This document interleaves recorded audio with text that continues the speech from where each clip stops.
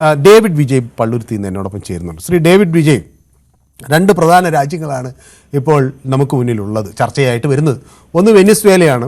Trump അവിടെ നിന്ന് മറ്റ് കൊളംബിയയൊക്കെ ഭീഷണിയും മുഴക്കുന്നുണ്ട്. അതേസമയം ഇറാനിൽ വലിയ തോതിലുള്ള പ്രക്ഷോഭം വരികയാണ്. ഇസ്രായേൽ പ്രക്ഷോഭകാരികളെ പിന്തുണയ്ക്കുന്ന നിലപാടായി നേരത്തെ വന്നു.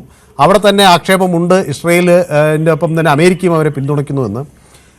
ഇത് എങ്ങനെയാണ് ശ്രീ ഡേവിഡ് വിജയ് ഇതിനെ നോക്കിക്കാണുന്നത്?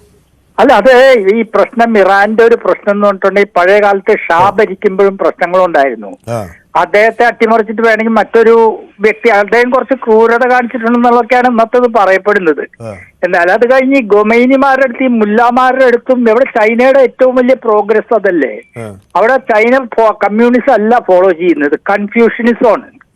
കൺഫ്യൂഷ്യസ് പറഞ്ഞിട്ടുള്ളത് എന്താ വെച്ചാൽ റെസ്പെക്ട് ദി സ്പിരിറ്റ്, വിശ്വാസം വേണ്ടെന്നല്ല, പക്ഷെ അത് കുറച്ച് അകലത്തിൽ നിർത്തണം.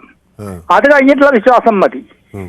Respect the spirit but keep it at a distance.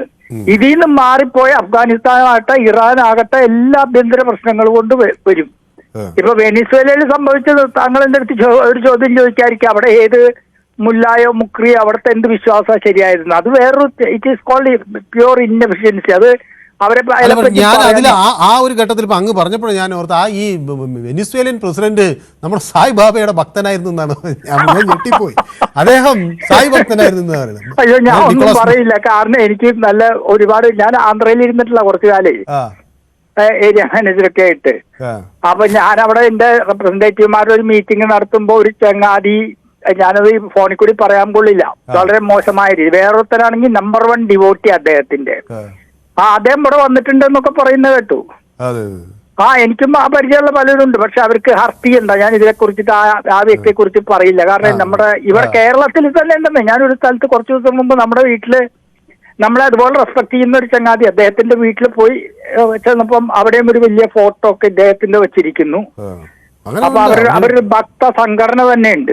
അല്ല, അവര് പിന്നെ സേവന പ്രവർത്തനങ്ങൾ ഒരുപാട് ചെയ്യുന്നുണ്ട്. അത് ആളുകൾ വളരെയധികം ഉണ്ട്, എല്ലാം ഫ്രീ ആയിട്ടൊക്കെ കിട്ടുന്നുണ്ട്. അതില്ല, പക്ഷെ അതിന് വേറൊരു അലിഗേഷൻ അദ്ദേഹത്തെ പറ്റിയിട്ടുണ്ട്, പറയണത് കേട്ടിട്ടുണ്ട്. എനിക്ക് അറിഞ്ഞുകൂടാ കേട്ടോ ശരിയാണെന്ന്. ഇപ്പൊ ഈ അമേരിക്കൻ CIA അമേരിക്കക്ക് ഇവിടെ ചാരപ്രവൃത്തി നടത്താൻ പറ്റില്ല, അമേരിക്കക്ക് ഇസ്രായേലിനോ. കാരണം ഇന്ത്യയുടെ ഘടന അങ്ങനെയാണ്. കേരളത്തിൽ തന്നെ പറ്റില്ല. ഒരാളുടെ സംസാരം കേട്ടാൽ അപ്പം അറിയാം ഇപ്പൊ എന്റെ മലബാർ ചോവായിന്ന് വരുന്നത് ഞാൻ അവിടെ വളർന്ന ഒരുത്തനായതുകൊണ്ടാണ്. അതുപോലെ ഒരു സ്റ്റേറ്റിൽ തന്നെ 3-4 സ്ലാങ്ങുകളാണ്.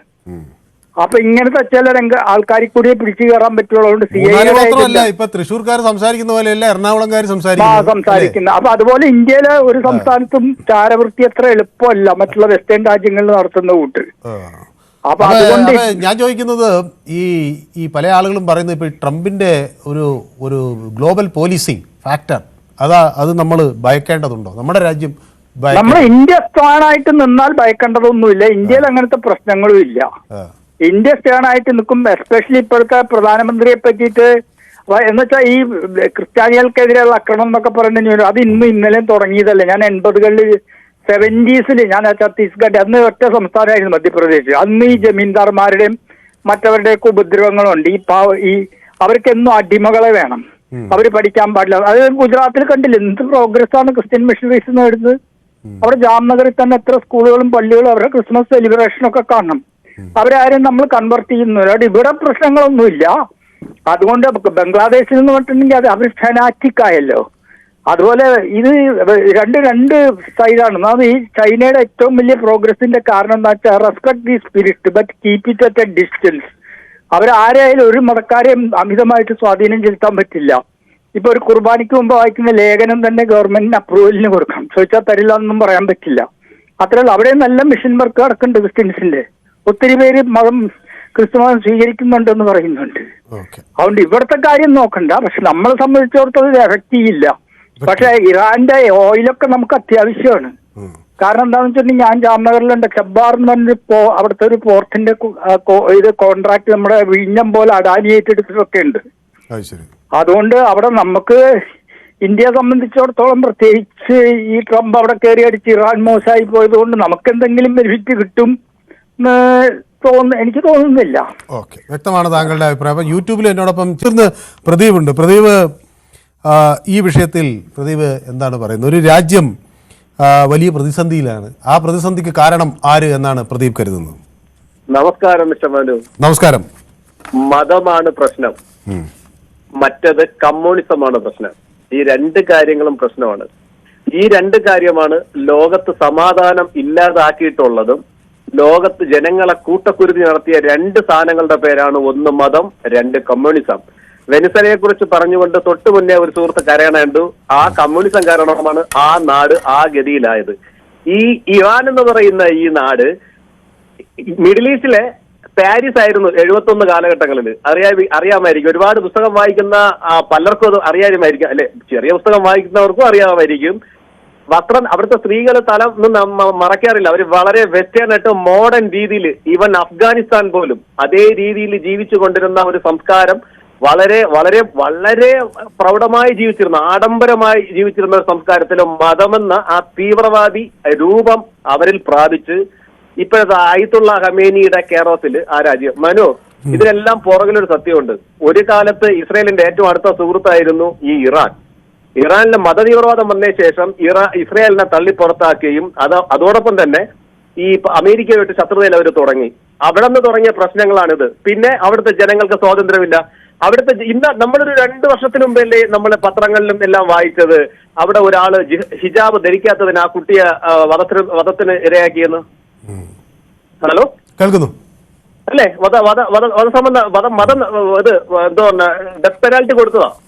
അപ്പൊ ഇതേപോലെ മനുഷ്യത്വരഹിതമായി ഇന്ന് മതത്തിന്റെ കീഴിൽ ഇരുന്നുകൊണ്ട്, അത് മാത്രമല്ല ലോകത്ത് ഇന്ന് നിലവിലുള്ള സകല തീവ്രവാദികൾക്കും ഫണ്ടിങ് ചെയ്യുന്നത് ഇറാനാണ്. ലോകത്ത് സകല തീവ്രവാദികളെ കൊണ്ട് ഇസ്രായേലിനെ അറ്റാക്ക് ചെയ്യുന്നതും ഈ പറയുന്ന ഇറാനാണ്. ഇറാൻ സാംസ്കാരികപരമായും ചില കാര്യങ്ങളിൽ നമ്മളുമായിട്ട് സുഹൃത്താണ്. പക്ഷെ ഇന്ത്യക്ക് മിണ്ടാനൊന്നും പറ്റത്തില്ല. കാരണം ഇന്ത്യക്കും അറിയാം ഇറാൻ എന്നൊരു തീവ്രവാദി ഇറാൻ ആക്ച്വലി അവര് ചെയ്യുന്നത് ഒരു തീവ്രവാദ പ്രവർത്തനം തന്നെയാണ്. ലോക സമാധാനത്തിന് ഭീഷണിയാണ് ഇറാൻ. അത് വളരെ സത്യം.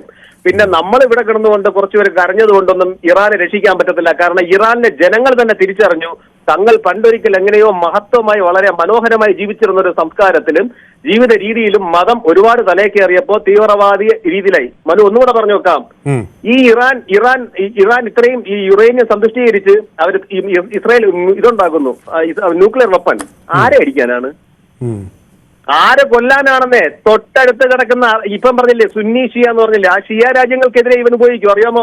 ഈ പറഞ്ഞ സൗദിക്ക് നേരെ അവൻ ഉപയോഗിക്കും അത്. കാരണം ഇവന്റെ തലയ്ക്കകത്തിരിക്കുന്ന കടുത്ത ഇതാണെന്നേ. അതുകൊണ്ട് അവനൊന്നും ചെയ്യാൻ പറ്റത്തില്ല.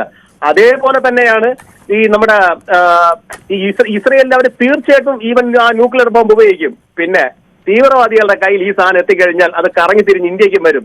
അതുകൊണ്ട് ഇന്ത്യ ഇതിലൊന്നും പറയാനൊന്നും പോണില്ല. ഇന്ത്യക്ക് അതിന്റെ ആവശ്യമില്ല. ഇപ്പൊ നമുക്ക് തന്നെ അത്യാവശ്യം പ്രശ്നങ്ങളുണ്ട്. നമ്മൾ ആ പ്രശ്നങ്ങൾ തീർത്തുകൊണ്ടിരിക്കുകയാണ്. പിന്നെ നേരത്തെ പറഞ്ഞ സുഹൃത്തിനോട് ഒരു 4-5 എനിക്ക് അയച്ചു തരണം പൊതിച്ചോറ്. ഞാൻ നേരെ ഇറാനിൽ അയക്കാം. Thank you. ശരി, യെസ്, ഓക്കെ, വ്യക്തമാണ്. അപ്പോൾ വിജയൻ കൂടി എന്നോടൊപ്പം ചേരുകയാണ് കൊല്ലത്തുനിന്ന്. ശ്രീ വിജയൻ, നമസ്കാരം. ഞങ്ങൾ ഇടപെടും എന്നാണ് ട്രംപ് എക്സിൽ കുറിക്കുന്നത്. ട്രംപ് ഇടപെട്ടാൽ പ്രശ്നം വഷളാകുമോ? പ്രശ്നം ശാന്തമാകുമോ? ട്രംപൊന്നുമല്ല സാറേ. ഇവിടെ ഇന്ത്യയിൽ നമുക്ക് ഇന്ത്യയുടെ പ്രധാനമന്ത്രി നരേന്ദ്രമോദിയെ കാട്ടി വലിയ ആളുകൾ ആരാ സാറേ ഉള്ളത്? ഇപ്പൊ ഈ ഇറാനിൽ സംഭവിക്കാൻ കാരണം തന്നെ ഇറാനില് ജനങ്ങൾ അവരൊന്നായിട്ട് നിൽക്കാത്ത